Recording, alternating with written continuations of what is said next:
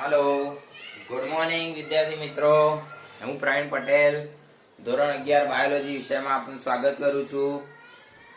આપણે પ્રકરણ નંબર 14 વનસ્પતિમાં શ્વસન એના વિશે જોઈ રહ્યા છીએ। અત્યાર સુધી આપણે ભાગ 6 કુલ પૂરા કરેલા છે। આજે આપણે ભાગ 7 ની ચર્ચા કરીશું। ભાગ 7 ની અંદર આજે આપણે પહેલો પ્રશ્ન છે, કણાભ સૂત્રની અંદર થતી એટીપી ની સંશ્લેષણની પ્રક્રિયા એનો કેમિયોઓસ્મોટિક સિદ્ધાંત સમજાવો। શું પ્રશ્ન છે? કણાભ સૂત્રમાં એટીપી સંશ્લેષણ માટેની કેમિયોઓસ્મોટિક સિદ્ધાંત સમજાવો। તો કેમિયોઓસ્મોટિક સિદ્ધાંત કોને કહેવાય? તો કેમિકલના ફેરફાર, રાસાયણિક ફેરફારો દરમિયાન જે એટીપી નું સંશ્લેષણ થાય છે એ પ્રક્રિયા આપણે અહીંયા સમજવાનો પ્રયત્ન કરીશું। તો જસ્ટ અ મિનિટ વેઇટ।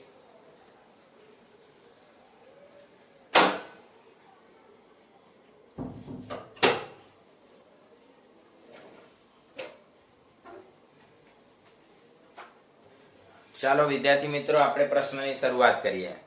તો કણાભ સૂત્રની અંદર આપણે ગયા પીરિયડમાં જોયું છે ઇલેક્ટ્રોન પરિવહન તંત્ર વિશે ભણેલા છીએ। ઇલેક્ટ્રોન પરિવહન તંત્રમાં ઇલેક્ટ્રોનનું વહન થાય છે અને વહન પામતા જે ઇલેક્ટ્રોન છે એ ઇલેક્ટ્રોનમાંથી મુક્ત થતી ઉર્જાનો ઉપયોગ એટીપી સિન્થેટેજ સંકુલ નંબર 5, ખાસ યાદ રાખજો મિત્રો, એટીપી સિન્થેટેજ ઉત્સેચક છે જેને સંકુલ 5 કહેવામાં આવે છે, એની મદદથી એટીપી સંશ્લેષણ થતું હોય છે। એટીપી ઉત્સેચક એ બે ઘટકોનો બનેલો વિસ્તાર ધરાવે છે। આ ખાસ યાદ રાખવાનું, F0 વિસ્તાર અને F1 પ્રદેશ। અહીંયા આગળ એક ડાયાગ્રામ દોરેલો છે। ડાયાગ્રામની અંદર કણાભ સૂત્રીય ક્રિસ્ટીનું પટલ અહીંયા બતાવેલું છે। ક્રિસ્ટીના પટલ ઉપર આ રીતે ઉપસેલા કણમય ભાગ, જેને F1 કણવાળો વિસ્તાર કહેવાય છે, આ જે વિસ્તાર છે એ શીર્ષ પ્રદેશ તરીકે ઓળખાય છે। તો આ ક્રિસ્ટીનું પટલ છે। પટલની આ બાજુ એ કણાભ સૂત્રનું પોલાણ એટલે કે કણાભ સૂત્રનું આધારક પ્રદેશ છે અને પટલની આ બાજુ કણાભ સૂત્રીય આંતરપટલ આવેલું હોય છે। કણાભ સૂત્રીય આંતરપટલની અંદર રહેલા 2H+ આયનો એટલે કે પ્રોટોન કહી શકાય અને પ્રોટોનની માત્રા અહીંયા વધારે હોય છે। આ પ્રોટોન એ આ જે ક્રિસ્ટીનું પટલ છે એમાંથી પસાર થઈને આધારકમાં પ્રવેશ કરતા હોય, એમાં આ જે કણમય વિસ્તાર બતાવેલો છે મિત્રો એ F1 કણ કહેવાય, શીર્ષ પ્રદેશ છે। તો F1 એ શીર્ષ પ્રદેશ છે જેની રચના પરિઘીય પ્રોટીનમય સંકુલ, પરિઘીય એટલે ઉપસેલું હોય એવું એમ, એની બનેલી રચના છે। આ ભાગ શું કામ કરે છે અહીં દેખાડેલું છે, એડીપી સાથે અકાર્બનિક ફોસ્ફેટને જોડીને એટીપી બનાવવાનું મૂળ કામ આનું છે। પણ આ ભાગ સક્રિય ક્યારે બને? તો જ્યારે આ 2H+ આયન એમાંથી પસાર થાય ત્યારે જ શક્ય બને, એ સિવાય થાય નહીં। ચલો F0 પ્રદેશની વાત કરીએ તો F0 પ્રદેશ એ પટલ જે છે તેની અંદર જ આવેલો પ્રોટીનમય ભાગ એટલે એને અંતર્ગત કલા પ્રોટીનમય પ્રદેશ કહેવાય છે।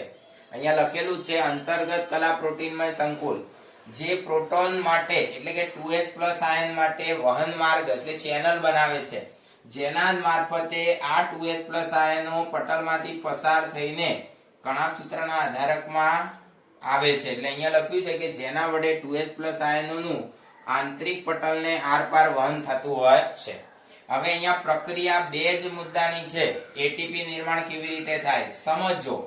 ઇલેક્ટ્રોન પ્રોટોન રાસાયણિક ઢોળાંશ, આ શબ્દ પર ભાર આપવાનો, ઇલેક્ટ્રોન પ્રોટોન રાસાયણિક ઢોળાંશ। આપણે ઇલેક્ટ્રોન પ્રોટોન રાસાયણિક ઢોળાંશ એટલે કે પ્રોટોન આમ જાય તો ઇલેક્ટ્રોન સામે આવતા હોય, ઇલેક્ટ્રોન પરિવહન તંત્રમાં જોયેલું છે। તો ઇલેક્ટ્રોન પ્રોટોન રાસાયણિક ઢોળાંશના કારણે 2H+ આયનો આંતરપટલીય અવકાશ જે છે આ રહ્યો પ્રદેશ, એ આંતરપટલીય અવકાશમાંથી F0 મારફતે પસાર થઈને કણાભ સૂત્રના આધારક વિસ્તારમાં આવે છે। એટલે F0 માંથી પસાર થાય, પછી F1 માંથી પસાર થાય અને આધારકમાં આવે, એટલે આ રીતે 2H+ આયનોની ગતિ થાય છે। આ પ્રક્રિયામાં જ્યારે 2H+ આયનો ચેનલમાંથી પસાર થાય છે ત્યારે F1 ઘટક, આ જે F1 ઘટક છે એ ઉત્સેચકીય સપાટી તરીકે વર્તે છે, એટલે કે અહીંયા આગળ એડીપી વત્તા પીઆઈ ને જોડાઈ શકે એવી એક સિસ્ટમ તૈયાર થાય છે।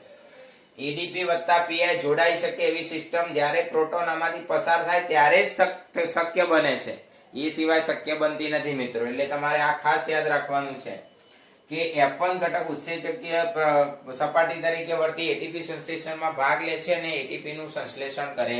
ટૂંકમાં 2H+ આયનો F0 માર્ગેથી પસાર થઈ F1 માં થઈને આધારકમાં જાય ત્યારે આ ઉત્સેચક તરીકે વર્તે અને આ ઉત્સેચક શું કરે, એડીપી અને પીઆઈ ને જોડી દે, જોડીને એટીપી નિર્માણનું કાર્ય થતું તમને જોવા મળે. તો આ પ્રમાણેનો સિદ્ધાંત એને કેમિયોસ્મોટિક સિદ્ધાંત કહેવાય.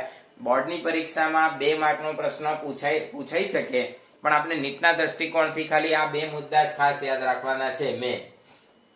F1 અને F0 એ શું કામ કરે છે અને ક્યાં આવેલા છે. ખ્યાલ આવી ગયો છે? ચાલો તો એકવાર નજર મારી લેજો. આગળના મુદ્દાની આપણે પછી ચર્ચા કરીએ છીએ.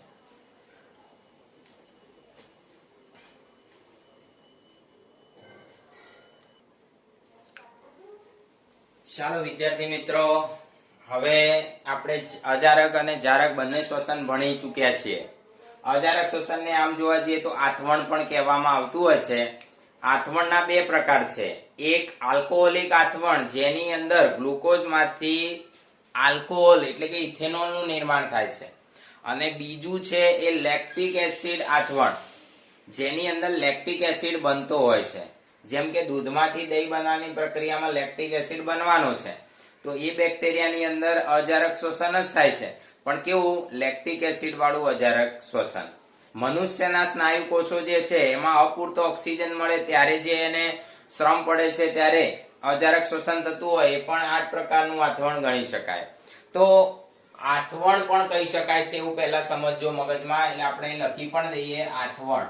પણ આથવણનો મતલબ માત્ર ને માત્ર વનસ્પતિ માધ્યમ એવું નહીં કરવાનું, પ્રાણી માધ્યમમાં પણ થઈ શકે. ચલો તો આપણે તફાવતના મુદ્દા જોઈશું. અજારક શ્વસન, જારક શ્વસન ભણ્યા છો એના આધારે પહેલો અને અગત્યનો મુદ્દો, ઓક્સિજનની હાજરી અનિવાર્ય નથી. ઓક્સિજન એ મસ્ટ હોવો જોઈએ એવું જરૂરી નથી. ઓક્સિજન ન હોય તો પણ આ થઈ શકે એવી પ્રક્રિયા છે. ઓક્સિજનની હાજરી અનિવાર્ય છે. Oxygen must required. Oxygen must required in this process. આમાં ઓક્સિજન નહીં હોય તો આ પ્રક્રિયા ચાલશે નહીં. હવે અહીંયા આગળ મુદ્દાસર આપણે જોઈએ તો પહેલો અગત્યનો મુદ્દો તો આપણે જોઈ લીધો છે. બીજો મુદ્દો તો ગ્લુકોઝના અણુનું આંશિક વિઘટન થાય છે, એટલે કે ગ્લુકોઝના અણુમાં રહેલા તમામ કાર્બન એ છૂટા પડી શકતા નથી, પણ કોઈ મધ્યસ્થી સંયોજન સ્વરૂપે આપણને પ્રાપ્ત થતા હોય છે. જેમ કે ઇથેનોલ વત્તા CO2 કે લેક્ટિક એસિડ. આ ઇથેનોલ વત્તા CO2 એ વનસ્પતિ માધ્યમમાં તમને જોવા મળશે, વનસ્પતિજન્ય માધ્યમ, બરોબર. અને લેક્ટિક એસિડ જે છે એ પ્રાણીજન્ય માધ્યમની અંદર જોવા મળતું હોય છે. તો પ્રાણી માધ્યમમાં અજારક શ્વસન થાય તો નિપજ તરીકે શું મળે, લેક્ટિક એસિડ મળે. પ્રાણીજન્ય માધ્યમમાં અજારક શ્વસન થાય તો નિપજ તરીકે શું મળે, લેક્ટિક એસિડ મળે. યાદ રાખજો, વનસ્પતિજન્ય માધ્યમમાં અજારક શ્વસન થાય તો શું મળે, તો આપણને ઇથેનોલ અને CO2 મળશે. તો આ આંશિક વિઘટન સૂચવે છે.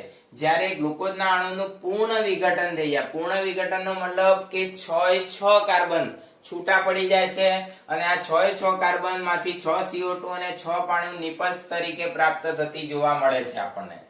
તો અહીંયા પૂર્ણ વિઘટન થાય છે, અહીંયા આંશિક વિઘટન. ચાલો ત્યાર પછી આપણે ચોથો મુદ્દો જોઈએ. આ પ્રકારનું શ્વસન એ ક્યાં થાય, તો માત્ર ને માત્ર કોષ રસમાં જ થાય. આમાં કણાભસૂત્રનો કોઈ રોલ જ નથી. એટલે કે જે સજીવ કોષો કણાભસૂત્ર વગરના છે એ આ પ્રકારના શ્વસનને જ પ્રિફર કરશે. યાદ રાખજો મિત્રો, જે સજીવ કોષોમાં કણાભસૂત્ર છે જ નહીં તો એનામાં શ્વસનની માત્ર આ એક જ પ્રયુક્તિ કામ આવશે. આ પ્રયુક્તિ એને કામ આવે નહીં. કેમ, તો આ અજારક શ્વસન માત્ર કોષ રસમાં જ થાય છે, અને કોષ રસમાં માત્ર ગ્લાયકોલિસિસની પ્રક્રિયાઓના તબક્કાની જ ક્રિયાઓ હાજર જોવા મળે. એટલે કે એમાં માત્ર કોષ રસમાં થાય એટલે ગ્લાયકોલિસિસ જ જોવા મળે છે. આ પ્રકારનું શ્વસન કોષ રસ ઉપરાંત કણાભસૂત્રમાં પણ થાય છે. એટલે કે ગ્લાયકોલિસિસ પ્રક્રિયાઓ તો થાય, એ ઉપરાંત એની અંદર ક્રેબ્સ ચક્ર અને ETS તબક્કાની પ્રક્રિયાઓ પણ તમને જોવા મળે છે. પછીનો મુદ્દો છે પાંચમો, ગ્લાયકોલિસિસમાં નિર્માણ પામતા NADH2 નું. હવે આ જે અજારક શ્વસન હોય એમાં જે ગ્લાયકોલિસિસ થાય છે એમાં જે NADH2 નિર્માણ પામે છે, એ NADH2 માંથી હાઇડ્રોજન દૂર કરવાની પ્રક્રિયા એટલે કે ઓક્સિડેશન કહેવાય. તો NADH2 નું NAD ઓક્સિડેશન મંદ પ્રક્રિયાથી થાય છે, એટલે ધીમા દરે થાય છે, બહુ ઝડપથી થઈ શકતું નથી મિત્રો. અહીંયા આગળ છે આ પ્રકારના શ્વસનમાં NADH2 કે FADH2 બંને બનતા હોય છે. એનું NAD કે FAD માં ઓક્સિડેશન ખૂબ જ ઝડપથી થાય છે. તો અહીંયા આગળ પાંચમો મુદ્દો પણ ધ્યાન રાખવાનો છે. છઠ્ઠો મુદ્દો, આ શ્વસનની ક્રિયા પ્રમાણમાં જટિલ છે. તમને સમીકરણની દ્રષ્ટિએ જોઈએ, ભણવાની દ્રષ્ટિએ તો સહેલી લાગે. હા, અભ્યાસની દ્રષ્ટિએ જોશો તો સાહેબ આ ગ્લાયકોલિસિસ એકલું ભણવાનું ને પછી પેલી રિડક્શન થી ઇથેનોલ બનાવવાનું કે લેક્ટિક એસિડ પતી ગયું. પણ એવું નથી. પ્રક્રિયા પ્રમાણમાં જટિલ છે અને લાંબો સમય માંગી લે એવી હોય છે. એટલે કે અજારક શ્વસન એ ઝડપથી થતી પ્રક્રિયા નથી. જ્યારે જારક શ્વસનની વાત કરીએ તો સરળ પ્રક્રિયા છે. આમ લાગે તમને લાંબી પ્રક્રિયાઓ, ગ્લાયકોલિસિસ થાય, પછી ક્રેબ ચક્ર થાય, પછી ETS થાય, ત્યારે આપણને શક્તિ મળે, CO2 છૂટા પડે એવું લાગે. પણ પ્રક્રિયા સરળ છે અને ટૂંક સમયમાં જ પૂરી થઈ જાય છે, અલ્પ સમયમાં જ પૂર્ણ થઈ જાય છે. સાતમો મુદ્દો, આ પ્રકારના શ્વસનથી ઓછા ATP પ્રાપ્ત થશે. મૂળ વાત આના પર તમારે ફોકસ કરવાની. માત્ર ને માત્ર જો આપણે વિચારીએ તો 2 ATP ઉત્પાદન જ થતું હોય છે, ચોખ્ખો નફો કહેવાય. માત્ર ને માત્ર 2 ATP ઉત્પાદન ચોખ્ખો નફો એવું કહી શકાય. બરોબર. ગ્લાયકોલિસિસ ની પ્રક્રિયામાં જે નફો થાય છે એ જ નફો એનો નફો કહેવાય. ખ્યાલ આવી ગયો? ગ્લાયકોલિસિસ ની પ્રક્રિયા દરમિયાન 2 ATP ઉત્પાદન જ એનો નફો કહેવાય. જ્યારે આપણે જારક શ્વસનની વાત કરીએ તો એની અંદર વધુ માત્રામાં ATP મળે. આપણે લાસ્ટ એપિસોડ ની અંદર, તમે છેલ્લો એપિસોડ જોજો, એમાં ATP ની ગણતરી આપણે સમજાવેલી છે. તો એની અંદર આપણે સમજાવ્યું છે કે ગ્લુકોઝના એક અણુનું સંપૂર્ણપણે જારક શ્વસન થાય તો કુલ 38 ATP બનતા હોય છે.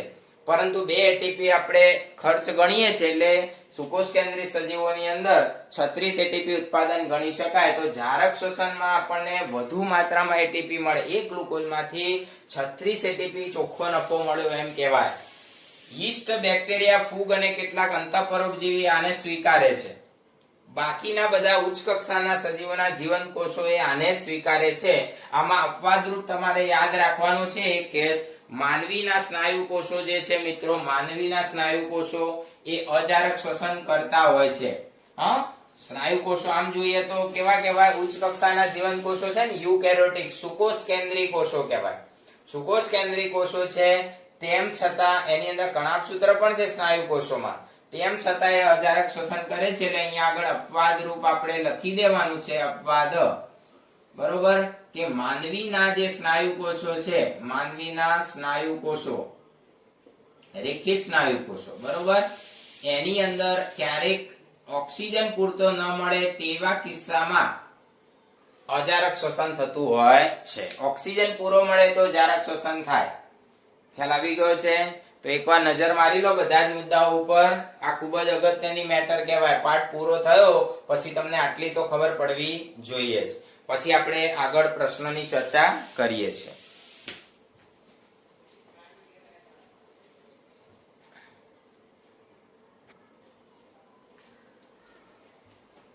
ચાલો વિદ્યાર્થી મિત્રો, આપણે આગળ એક સરસ મજાના પ્રશ્નની ચર્ચા કરવી છે. નીટના દ્રષ્ટિકોણથી આ પ્રશ્ન ખૂબ જ અગત્યનો કહી શકાય.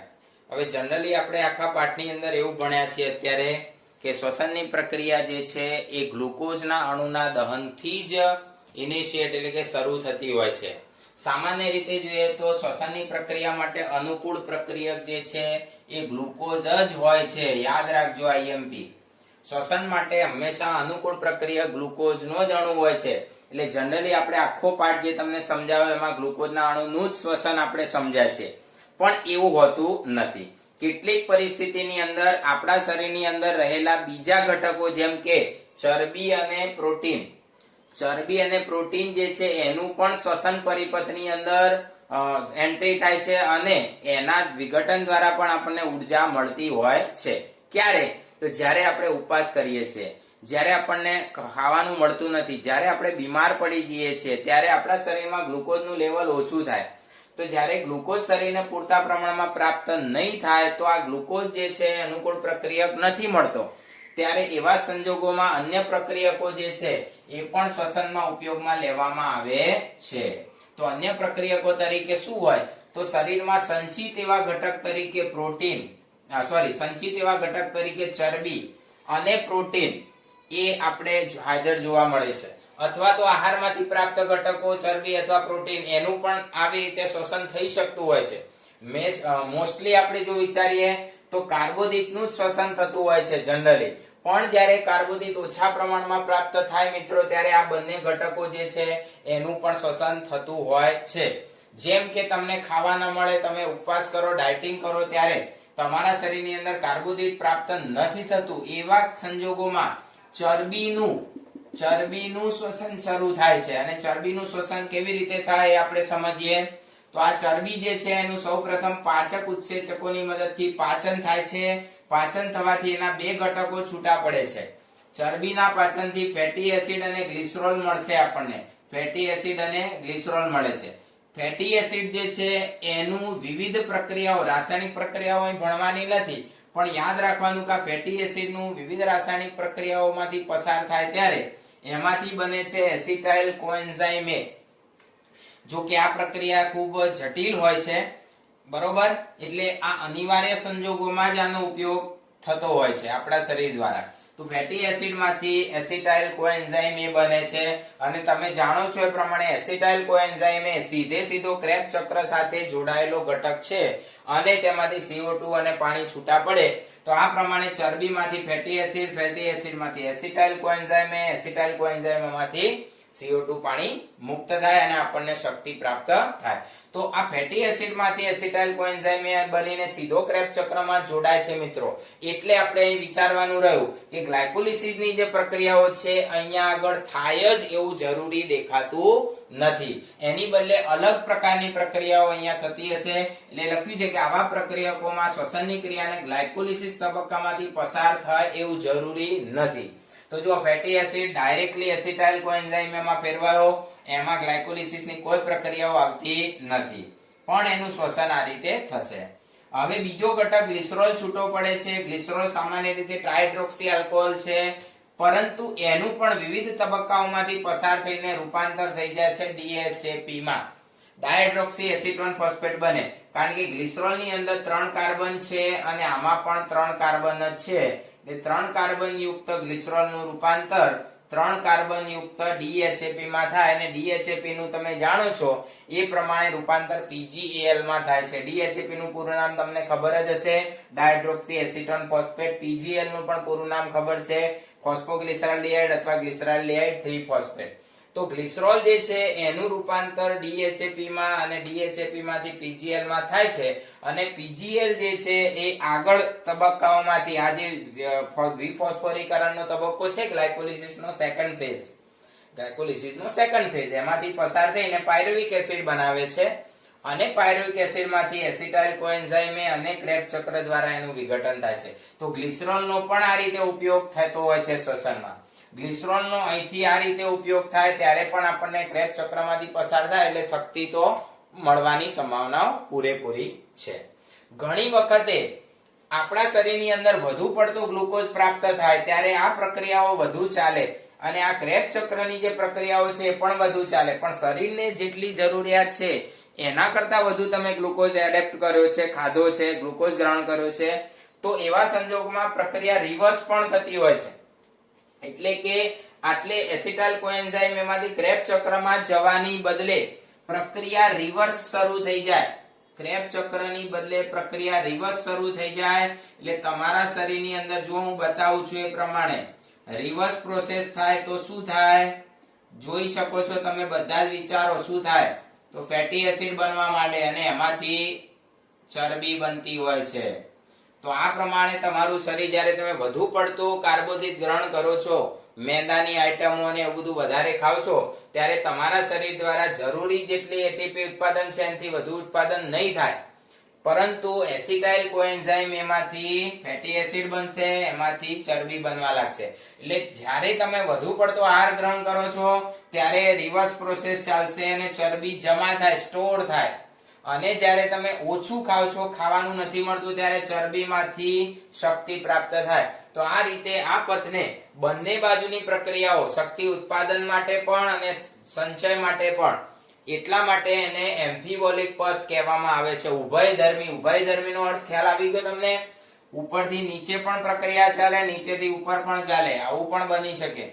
તમારા શરીરની અંદર એવું નહીં કે માત્ર ચરબી જ બને છે એવું નહીં વિચારવાનું, પણ તમારા શરીરની અંદર જ્યારે વધુ પડતો કાર્બોદિત લેવામાં આવે ત્યારે એમાંથી કેટલીક વખતે એમિનો એસિડ પણ બને અને પ્રોટીન પણ બને. પણ પ્રોટીન બનવાની સંભાવના ઓછી હોય છે. કેમ? કારણ કે આ નાઇટ્રોજન યુક્ત ઘટકો છે. શું છે આ? નાઇટ્રોજન યુક્ત ઘટક. એટલે અહીંયા આગળ નાઇટ્રોજન જે છે, નાઇટ્રોજન એનો ઉમેરો થતો હોય છે. તો જ નાઇટ્રોજનનો ઉમેરો થાય તો જ એમિનો એસિડ બને. આવી પ્રક્રિયા આપણે નથી કરી શકતા, પણ નાઇટ્રોજન સ્થાપક બેક્ટેરિયા જે હોય છે ને, નામ યાદ હશે, રાઇઝોબિયમ બેક્ટેરિયા જે છે એ આવું કરી શકે છે. રાઇઝોબિયમ બેક્ટેરિયા આ કરી શકે છે કે પાયરુવિક એસિડમાં નાઇટ્રોજનનો ઉમેરો કરે, વાતાવરણમાં રહેલો નાઇટ્રોજન ઉમેરી અને એમાંથી એમિનો એસિડ ને પ્રોટીન બનાવતા હોય છે, આપણે જાણીએ છીએ. પણ સામાન્ય રીતે આપણા બોડીમાં આ પ્રક્રિયા નહીં થાય, પણ આ થશે. એસિટાઇલ કોએન્ઝાઇમ એમાંથી ફેટી એસિડ ને ચરબી બનશે. તો આ ચરબીમાંથી ખ્યાલ આવ્યો? ચરબીમાંથી ફેટી એસિડ. ફેટી એસિડ કેવી રીતે શ્વસનની અંદર જોડાય છે? તો ફેટી એસિડ એસિટાઇલ કોએન્ઝાઇમ એમાં પરિવર્તન થયા પછી ક્રેબ ચક્રમાં જોડાશે. યાદ રાખવાનું છે, આટલું મેઇન યાદ રાખવાનું છે. ગ્લિસરોલની વાત કરીએ તો ગ્લિસરોલ એ કેવી રીતે જોડાશે? તો ગ્લિસરોલ DHAP માં રૂપાંતરિત થશે અને એનું રૂપાંતર PGL માં થયા પછી એ શ્વસન પથમાં જોડાશે. એમિનો એસિડની વાત કરીએ મિત્રો તો પ્રોટીનનું પાચન થાય ત્યારે એમાંથી એમિનો એસિડ બને છે. વિવિધ પ્રકારના એમિનો એસિડ પણ શ્વસનની પ્રક્રિયામાં પસાર થાય છે, ત્યારે શ્વસનની પ્રક્રિયામાંથી પસાર થઈને એમાંથી નાઇટ્રોજન છૂટો પડે અને નાઇટ્રોજન યુક્ત વિષારી દ્રવ્યો બનતા જાય. જ્યારે યાદ રાખવાનું કે તમારા શરીરની અંદર કાર્બોદિત મળતું નથી, ચરબી વપરાઈ ગઈ છે, હવે કોઈ વિકલ્પ નથી, ત્યારે પ્રોટીન બળવાની શરૂઆત થાય છે અને પ્રોટીન એમિનો એસિડમાં ફેરવાઈને એનું જ્યારે દહન શરૂ થાય ત્યારે નાઇટ્રોજન યુક્ત વિષારી દ્રવ્યો, નાઇટ્રોજન યુક્ત વિષારી દ્રવ્યો તમારા શરીરની અંદર મુક્ત થવા લાગે છે, જેમ કે ક્રિએટિનાઇન. આ વિષારી દ્રવ્ય એ તમારા શરીરમાં સર્જાય છે ને ક્રિએટિનાઇન લેવલ વધી જાય ત્યારે માનવું કે તમારા શરીરમાં પ્રોટીનનું ડિસ્ટ્રક્શન ચાલુ થયું છે. જે આપણા શરીરના કોષોમાં રહેલું પ્રોટીન ખરાશ થવા લાગે છે એની નિશાની કહેવાય, એલાર્મ કહેવાય. તો જ્યારે કિડનીની અંદર ક્રિએટિનાઇનનું માત્રા વધારે હોય, મૂત્રમાં એની વધારે માત્રા હોય એટલે ડોક્ટરો સમજી જાય છે કે એમાં પ્રોટીન બળવા લાગ્યું છે. શરીરનું પ્રોટીન ખલાસ થાય એટલે બધા અંગો નિષ્ક્રિય થવા લાગે. તો એ એકદમ સ્ટાર્વેશનની પોઝિશન કહેવાય, એકદમ અત્યંત ભૂખમરો હોય. ઘણા લોકો આંદોલન કરે છે, તમે જાણતા હશો, ઉપવાસ ઉપર બેસી જાય છે. તો 10 દિવસ 15 દિવસ ઉપવાસ કરે પછી આ પ્રોસેસ ચાલુ થાય એટલે ડોક્ટરો સતત મોનિટરિંગ એમનું કર્યા કરે છે ને ક્રિએટિનાઇન લેવલ વધે એટલે પછી એના જીવ પર જોખમ છે એમ સાબિત થાય છે. તો તમારા પણ આ ધ્યાન રાખવાનું છે કે ચરબી અને કાર્બોદિતનું જ્યારે દહન થાય ત્યારે કઈ વાંધો નહીં, પણ પ્રોટીનનું દહન થાય જોખમી, એલાર્મ નિશાની કહેવાય. પણ થાય છે ખરા. તમારા શરીરને જીવવા માટે જે શક્તિની જરૂર હોય શક્તિ એ આ શ્વસન પથમાંથી જ પ્રાપ્ત થશે. એટલે પ્રોટીનનું એમિનો એસિડમાંથી પાયરુવિક એસિડ બનશે, પાયરુવિક એસિડમાંથી પછી તમે જાણો છો એમ ક્રેબ ચક્ર દ્વારા શક્તિ ઉત્પાદન થયા કરે છે. તો આ રીતે તમારા શરીરની અંદર જરૂરી શક્તિ સૌપ્રથમ કાર્બોદિતમાંથી પ્રાપ્ત થશે. કાર્બોદિત અવેલેબલ નહીં હોય ત્યારે ચરબીમાંથી પ્રાપ્ત થશે. ચરબી પણ જ્યારે અવેલેબલ ના હોય ત્યારે પ્રોટીનમાંથી પ્રાપ્ત થશે અને આ જે ઘટકો છે એમાંથી જ આપણને શક્તિ પ્રાપ્ત થશે અને આ જ ઘટકો શ્વસન પથમાં જોડાઈ શકે એવા ઘટકો છે. તો અહીં લખ્યું છે એમિનો એસિડનું પાયરુવિક એસિડમાં રૂપાંતર થઈને શ્વસન પથમાં જોડાય છે. તો મુખ્ય શ્વસન પથ તમે જાણો છો, કાર્બોદિતમાંથી ગ્લુકોઝ, ગ્લુકોઝનું ગ્લાયકોલિસિસની આ શરૂઆતની પ્રક્રિયા જેને ફોસ્ફોરીકરણ કહેવાય. ફોસ્ફોરીકરણ થયા પછી વિફોસ્ફોરીકરણ થાય, ત્યાર પછી ક્રેબ ચક્ર અને એના દ્વારા શક્તિ મળે. તો આપણે પાઠ જે ભણ્યા છે એમાં મૂળ પ્રક્રિયા છે, પણ આ બે ઘટકો પણ ક્યારેક શક્તિ ઉત્પાદનના પ્રક્રિયાની અંદર જોડાતી હોય છે, શ્વસન પથમાં જોડાતી હોય, એટલે આવા પથને એમ્ફીબોલિક પથ પણ કહેવામાં આવે છે. તો ખૂબ જ અગત્યનો ચાર્ટ છે આ. ચાર્ટ મોઢે કરી નાખજો એટલે તમને અને મેઇન વસ્તુ આ છે, આ 3 બ્લોક્સ કર્યા છે એ કરવાની જરૂર છે કે ભાઈ ફેટી એસિડ કઈ રીતે શ્વસન પથમાં જોડાય, તો સીધો ના જોડાય. ફેટી એસિડ માંથી એસિટાઇલ કોએન્ઝાઇમ એ બને ને એસિટાઇલ કોએન્ઝાઇમ એ પછી તમે ક્રેબ્સ ચક્રમાં એને જોડી શકો છો. ગ્લિસરોલ સીધો ના જોડાય પણ DHAP અને તેનું PGL માં રૂપાંતર થાય ત્યાર પછી શ્વસન પ્રક્રિયાઓમાં જોડાય છે. એમિનો એસિડ સીધો ના જોડાય પણ એમિનો એસિડ માંથી પાયરુવિક એસિડ બને અને ત્યાર પછી એ શ્વસન પથમાં જોડાતો હોય છે. તો આ પ્રમાણે એમ્ફીબોલિક પથ એની પ્રક્રિયાઓ છે, એકવાર નજર કરી લેજો. ખૂબ જ સરળ અને સિમ્પલ વસ્તુ છે.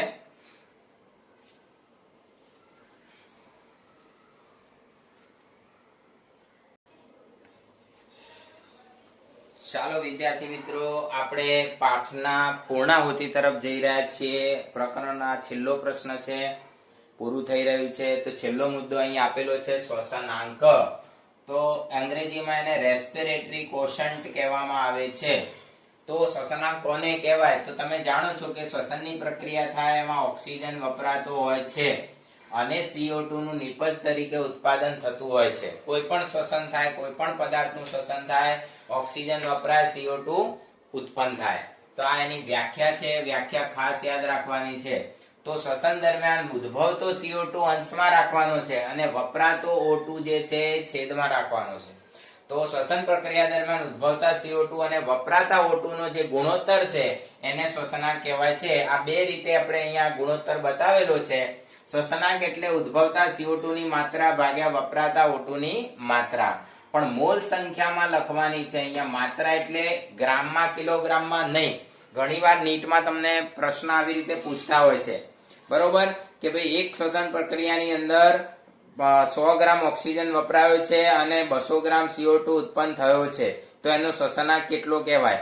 તો પછી ત્યાં આગળ તમારે શું કરવું પડે? 200 ભાગ્યા 100 આવું નહીં કરી દેવાનું કે ભાઈ 2. That is wrong. કેમ? કારણ કે મોલ સંખ્યા મહત્વની છે. તમને પ્રશ્ન ગ્રામમાં આપ્યો હોય તો તમને ગ્રામના મોલ કરતા આવડવા જોઈએ. જો સમજાઈ દઉં, 100 ગ્રામ સોરી 100 ને 108 લઈએ, 108 ગ્રામ ઓક્સિજન એટલે કેટલા મોલ થાય ગણી લેવાના. તો ઓક્સિજનનો ક્રમાંક 8 છે, ભારાંક 16 છે, 16 દુ 32. તો 108 ભાગ્યા 32 કરવાના તમારે. 108 ભાગ્યા 32 કરો તો કેટલા આવશે? તો 32 108 ભાગ્યા 32 એવું રાખો ને. 108 ભાગ્યા 32 આ તમારી મોલ સંખ્યા થઈ ગઈ.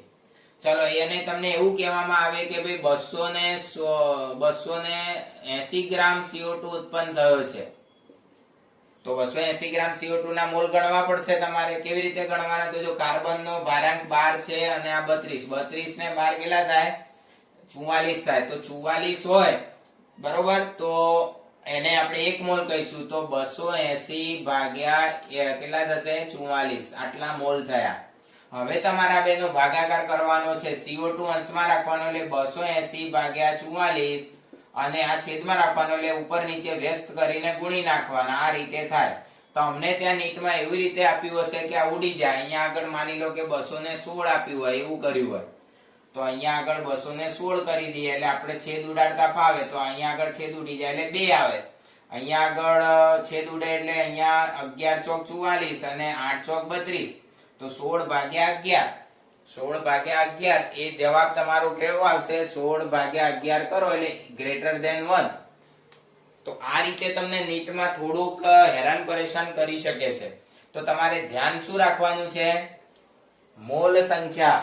બરોબર, ચોપડીમાં ટેક્સ્ટબુકમાં આવું સ્પષ્ટતાથી નથી આપેલું એટલે ઘણીવાર તમને ગ્રામમાં આપે તો તમે છેતરાઈ જાઓ એવું બની શકે કે ભાઈ 108 ગ્રામ ઓક્સિજન વપરાય છે અને 216 ગ્રામ CO2 ઉત્પન્ન થાય છે. તો ગ્રામમાં આપ્યું હોય તો આપણે સીધો ભાગાકાર 216 ભાગ્યા 108 એટલે જવાબ 2 આવે એવું નહીં. તો જવાબ 2 થી ઓછો પણ આવે, 2 થી વધારે પણ આવે, એવા ઓપ્શન પણ આપ્યા. તો અહીં જવાબ તમે જોશો તો 2 થી ઓછો છે, 1 અને 2 ની વચ્ચે આવશે.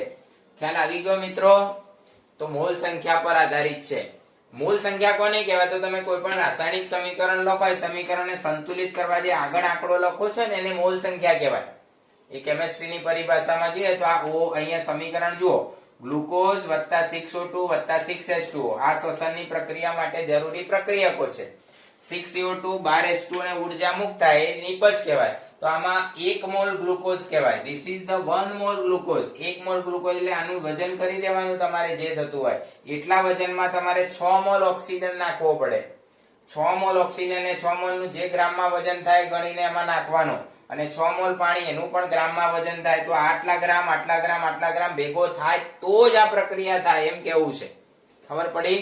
તો આ મોલ સંખ્યા બતાવે છે, આ 6 નથી, આ મોલ સંખ્યા છે એવું મગજમાં ઉતારી દેજો. તો આપણે સ્પષ્ટતા સાથે તમને આરક્યુ વિશે સમજાવી દીધું છે જેથી નીટમાં તમને પૂછે તો તમે છેતરાઈ ના જાઓ. ક્લિયર?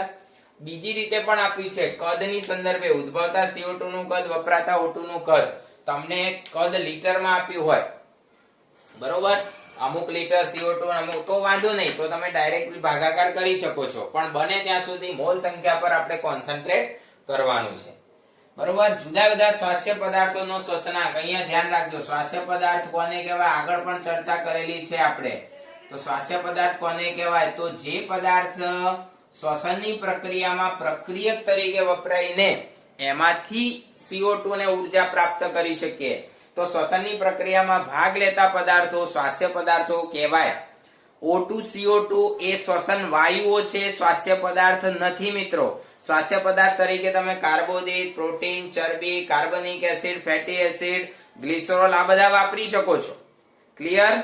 પણ O2 CO2 એ સ્વાસ્થ્ય પદાર્થ નથી, શ્વસન વાયુઓ કહી શકાય. ક્લિયર? મગજમાં રાખજો. તો સ્વાસ્થ્ય પદાર્થોનો શ્વસનાંક જુદો હોય. હવે આ નોંધ મેં અહીંયા ખાસ લખી છે, તમારી ટેક્સ્ટ બુકમાં નથી પણ નીટમાં પૂછે છે આવું. અચાનક શ્વસન હોય એટલે કે આલ્કોહોલિક આથવણ થાય ત્યારે CO2 તો ઉત્પન્ન થાય છે એટલે એનો RQ કેટલો વિચાર કરો.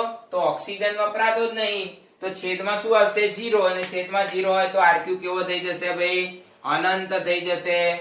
તો અચાનક શ્વસનનો RQ કેવો છે? અનંત છે. ખાસ યાદ રાખજો. નીટમાં આવા પ્રશ્નો પૂછે પછી આપણને એમ થાય કે નીટની પરીક્ષા બહુ ભારે છે. વાસ્તવમાં ભારે કઈ નથી, આમાંથી જ લીધું હોય, ટેક્સ્ટ બુકમાં ના આપ્યું હોય, તમારે બુદ્ધિથી વિચારવું પડે ખાલી. ચલો, કાર્બોદિત એટલે કે ગ્લુકોઝ આપણા સિલેબસમાં આ જ છે. ગ્લુકોઝનો શ્વસનાંક. તો ગ્લુકોઝનો શ્વસનાંક જે છે તો ગ્લુકોઝ, ફ્રુક્ટોઝ કોઈ પણ મોનોસેકેરાઇડ હોય એનું સમીકરણ આવું જ આપણે વાપરીશું અને એનું સમીકરણ આ છે, આ શ્વસન સમીકરણ છે જારક શ્વસનનું. તો 1 મોલ ગ્લુકોઝ 6 મોલ ઓક્સિજન વપરાય અને 6 મોલ CO2 ઉત્પન્ન થાય. તો આપણે O2 CO2 ની માત્રા પર જ કોન્સન્ટ્રેટ કરવાનું, બીજું બધું નહીં. તો 6/6 એટલે એક જવાબ આવી ગયો. તો ગ્લુકોઝનો શ્વસનાંક કેટલો છે? 1. કાર્બોદિતનો શ્વસનાંક 1 કહેવાય. ચરબીની વાત કરીએ તો અહીંયા ચરબીનું એક ઉદાહરણ આપ્યું છે, ટ્રાયપામિટીન નામની ચરબી. કઈ? ટ્રાયપામિટીન, જેનું અણુસૂત્ર છે 51 નો ચાંદલો એના ડબલ કરીને ચોગ્ગો બાદ કરવાનો એટલે હાઇડ્રોજન. 51 નો ચાંદલો ડબલ કરી ચોગ્ગો બાદ કરો અને છગ્ગો મારો એટલે સૂત્ર થઈ ગયું તમારું 5198 યાદ રહી ગયું સૂત્ર ટ્રાયપામિટીન નું? 51 નો ચાંદલો ડબલ કરીને ચોગ્ગો બાદ કરો અને છગ્ગો મારો એટલે C51H98O6 આ ટ્રાયપામિટીન નું અણુસૂત્ર છે. એનું શ્વસન સમીકરણ અહીં આપેલું છે. શ્વસન સમીકરણ ગોખવું હોય તો ગોખો, ના ગોખવું હોય તો તમે ડાયરેક્ટલી સંતુલિત કરી શકો છો. જો આપણે સંતુલિત કરીને બતાવીએ, કોઈ પણ શ્વસન પ્રક્રિયા આ રીતે તો થતી જ હોય છે. ટ્રાયપામિટીનમાં ઓક્સિજન ઉમેરાય, CO2 છૂટા પડે, પાણી છૂટું પડે અને ઉર્જા છૂટી પડે. આ તો ફિક્સ છે. હવે બેલેન્સ કરીએ. બેલેન્સ કરવા માટે તમારે સૌથી પહેલા અહીંયા કાર્બન 51 છે, દેખાય છે? ચલો 51 કાર્બન અહીં કરી દઈએ પહેલા. હાઇડ્રોજન 98 છે તો અહીંયા હાઇડ્રોજન 98 કરવા હોય તો એના અડધા 49 કરી દઈએ. હવે ઓક્સિજન ની વાત કરીએ તો આ 51 ગુણ્યા 2, 51 ગુણ્યા 2 એટલે 102 થશે અને આ 49 બીજા એમાં ઉમેરી દેવાના તો કેટલા થયા? 9 ને 2 11 વધી 1 4 ને 1 5 151 થયા. 151 ઓક્સિજન. હવે 151 માંથી 6 બાદ કરો, ઓલરેડી આમાં 6 છે એટલે 100 ને કેટલા બાકી રહેશે? 6 બાદ કરીએ તો 145 બાકી રહેશે. કેટલા? 145. હવે અહીંયા 145 હું લખી દઉં તો 145 ગુણ્યા 2 ડબલ થઈ જાય તો 145/2 આવી સંખ્યા લેવી પડે તમારે તો 145 ઓક્સિજન થાય. પણ અપૂર્ણાંક કોઈ દિવસ મોલના અપૂર્ણાંક હોતા નથી તો બધાને 2 વડે ગુણી નાખો એટલે સમીકરણ સંતુલિત થઈ ગયું. આ કેમિસ્ટ્રીની ભાષામાં આ રીતે સમીકરણ સંતુલિત કરવાનું હોય છે પણ મેં શીખવાડ્યું હતો. તો આને 2 વડે ગુણી દો, આને 2 વડે ગુણો એટલે 145 જ રહેશે ઓનલી, આને 2 વડે ગુણો એટલે 51 ના ડબલ 102 થઈ જશે, આને 2 વડે ગુણો એટલે 98 થઈ જશે. તો આ રીતે સમીકરણ સંતુલિત થઈ ગયું. તો 2 મોલ ટ્રાયપામેટિન નું શ્વસન આ રીતે સમજાવી શકાય. ભલે 2 મોલ હોય એનાથી ફરક નહીં પડે, બરોબર. મોલ આના મોલ કેટલા છે પ્રક્રિયકના એનાથી ફરક નહીં પડે. આપણે કોના પર કોન્સન્ટ્રેટ કરવાનું કીધું છે તમને? CO2 ની માત્રા અને O2 ની માત્રા પર જ કોન્સન્ટ્રેટ કરવાનું. તો 102 અંશમાં 145 છેદમાં એટલે 0.7 ચરબીનો શ્વસનાંક એટલે કે ટ્રાયપામેટિન નો 0.7 છે. ઓલવેઝ લેસ ધેન 0 એની નોંધ મેં લખી છે. જુઓ, ચરબીના શોષણ માટે હંમેશા વધુ ઓક્સિજન જરૂર પડે છે, કારણ કે એના સ્ટ્રક્ચર ની અંદર કાર્બન બહુ હોય છે, ઓક્સિજન બહુ જ ઓછા હોય છે. અહીં જુઓ 51 કાર્બન છે અને ઓક્સિજન માત્ર 6 જ છે મિત્રો. કોઈ પણ ચરબીમાં આવું સ્ટ્રક્ચર હોય તો વિચારવાનું કે ચરબીમાં ઓક્સિજન હંમેશા ઓછા હોય એટલે બહારથી ઓક્સિજન વધારે લેવા પડે. બહારથી વધુ ઓક્સિજન લેવા પડે તો છેદ હંમેશા કેવો આવે? મોટો જ આવે. તો એનો શ્વસનાંક હંમેશા લેસ ધેન 1 જ મળે છે. પ્રોટીનની વાત કરીએ, પ્રોટીનમાં જનરલી એવું હોય છે કે એ સ્વાસ્થ્ય પદાર્થ તરીકે બહુ જ રેર કેસમાં વપરાય છે આપણા શરીરમાં. પણ જો સ્વાસ્થ્ય પદાર્થ તરીકે વપરાય તો એનો RQ 0.9 તમારી ટેક્સ્ટબુકમાં મેન્શન કરેલું છે. તો you have to remember this, પૂછી શકે. અને ઓક્ઝેલિક એસિડ, તમે જુદા જુદા પ્રકારના એસિડ રોજિંદા જીવનમાં ખાઓ છો. સાઇટ્રિક એસિડ ખાઓ છો, મેલિક એસિડ ખાઓ, ટાર્ટરિક એસિડ ખાઓ, આ બધા એસિડ ખાઓ છો ને. કેવી રીતે ખાઓ? તો લીંબુનો રસ ખાઓ, ટામેટા ખાઓ છો, આંબલી ખાઓ છો. તો જે ખાટા પદાર્થો કહીએ એમાં આ બધા એસિડ હોય. તો ઓક્ઝેલિક એસિડ એ પ્રકારનું એક એસિડ જ છે જે ખોરાક દ્વારા લઈ શકાય છે. તો ઓક્ઝેલિક એસિડ એનું અણુસૂત્ર છે COO 2 વાર. તો જો ઓક્ઝેલિક એસિડ નું અણુસૂત્ર આ રીતે છે COOH.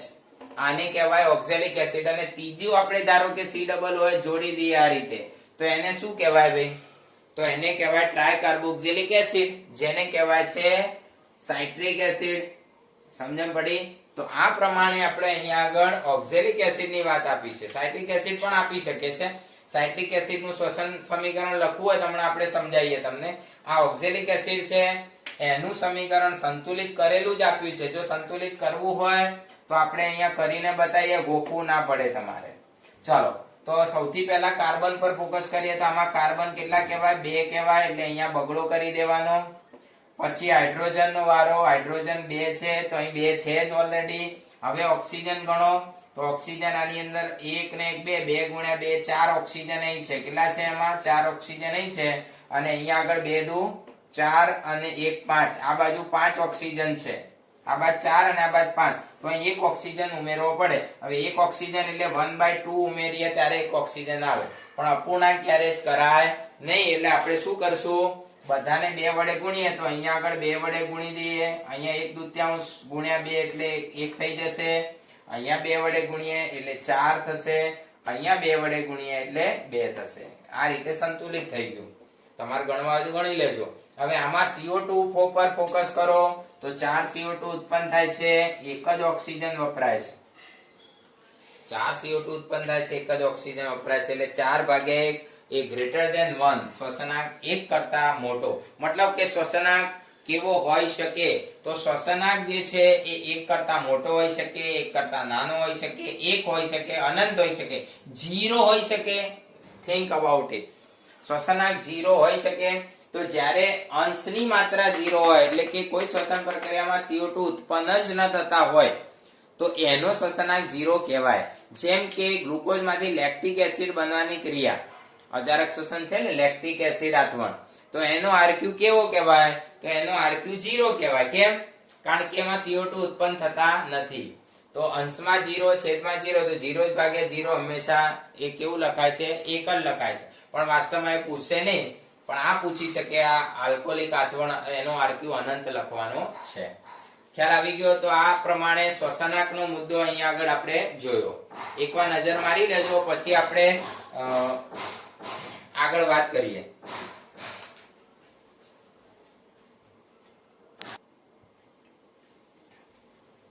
ચાલો વિદ્યાર્થી મિત્રો, અહીંયા આગળ શ્વસનાંકના કેટલાક એક્સ્ટ્રા એક્ઝામ્પલ આપણે જોઈ લઈએ.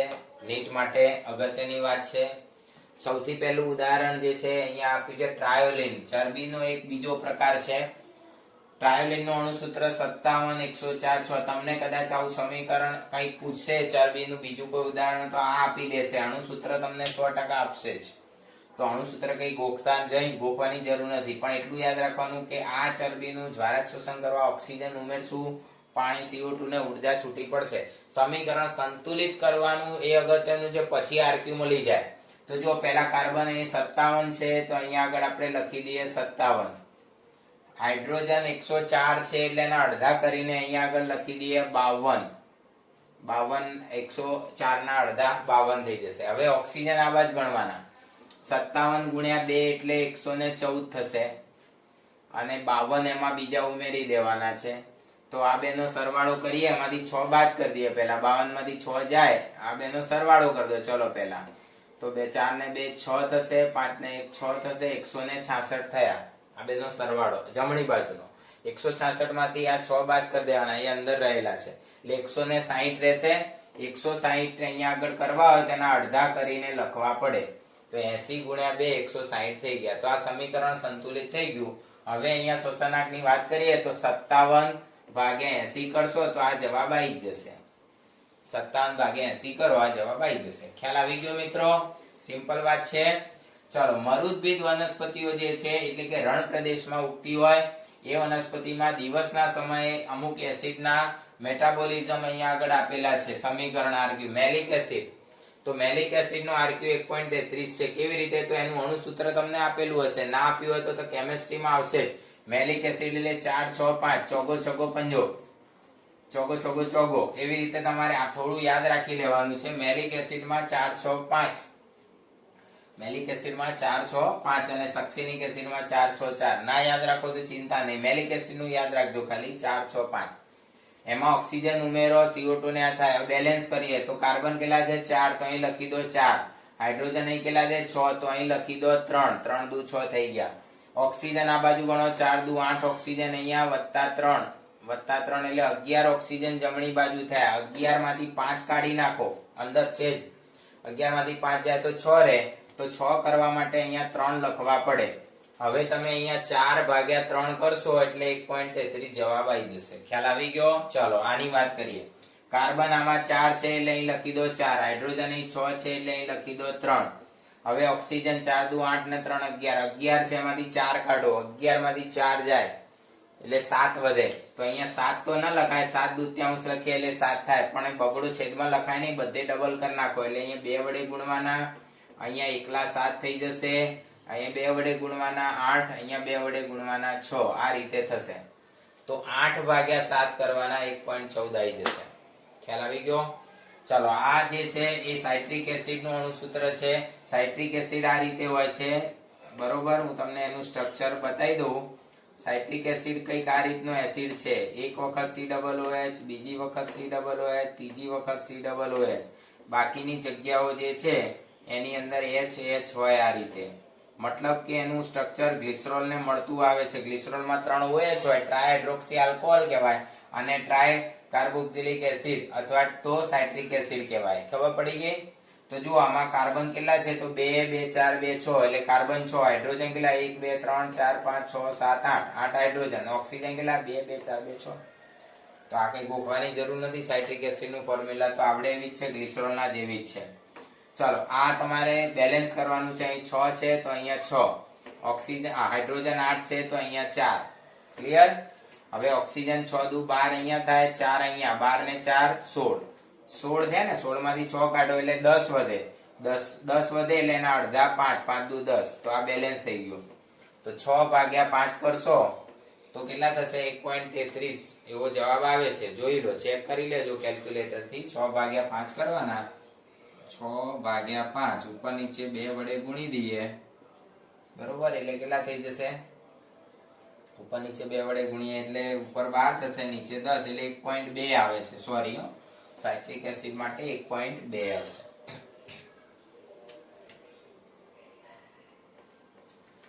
તો આ પ્રમાણે તમે એનું સંતુલન લખી શકો છો. ચાલો, હવે આ જે છે કેમ વનસ્પતિનું પૂરું નામ છે કેસ્યુલેશિયન એસિડ. કેસ્યુલેસિક એસિડ લખ્યું છે મેં, કેસ્યુલેશિયન એસિડ એવું આવે છે, કેસ્યુલેશિયન એસિડ. હું થોડું નામ સુધારી દઉં,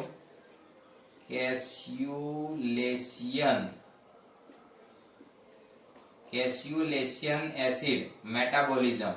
આ જે છે ને એ અલગ પ્રકારની આખી ઉષ્ણકટિબંધીય વનસ્પતિ જે હોય, બહુ જ ગરમી પડતી હોય એવા રણ વિસ્તારોની વનસ્પતિ હોય, ત્યાં આગળ તમને આ કેમ પદ જોવા મળે ને. એ રાત્રિ દરમિયાન જ આવું કરે.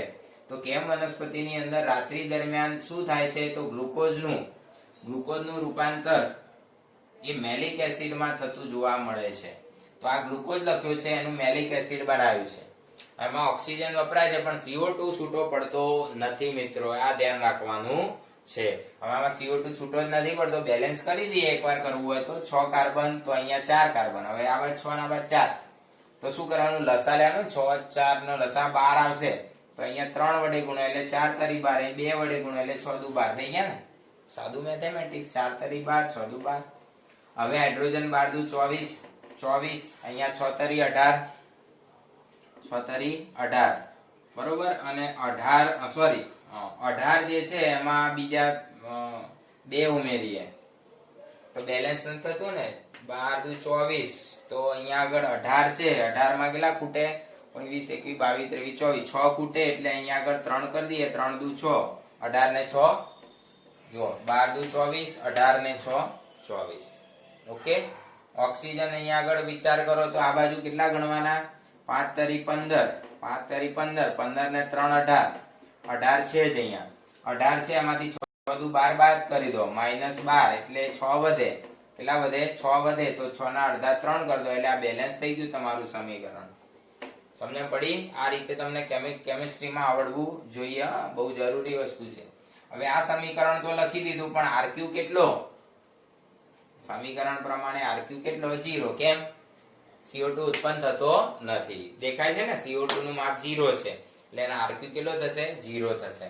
તો આ પ્રમાણે થોડી વધારાની માહિતી છે એ મેં અહીંયા આગળ તમને ચલાવી છે. હવે જૂના સિલેબસની અંદર શ્વસન પાઠની અંદર પીપીપી પદ, પેન્ટોસ ફોસ્ફેટ પદ એવું પણ આવતું હતું, પણ નવા સિલેબસમાં NCERT ની બુકમાં એ છે નહીં, એટલે આપણે અત્યારે એની વાત કરીશું નહીં. NCERT ના સિલેબસમાંથી કાઢી નાખ્યું એટલે આપણે કઈ એની જરૂર નથી.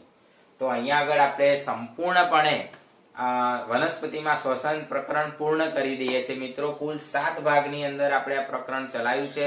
ખૂબ જ IMP નીટના દ્રષ્ટિકોણથી 2 પ્રશ્નો તો આવશે જ નીટની અંદર, તો અગત્યતા ખૂબ જ વધારે છે. તો તૈયાર કરજો, લખીને એની નોટ્સ તૈયાર કરજો, એટલે વારંવાર વાંચતા પણ તમને ફાવે. તો આવતા પીરિયડમાં મળીશું. ત્યાં સુધી સર્વે મિત્રોને જય સ્વામિનારાયણ, જય Hind, best of luck, good bye.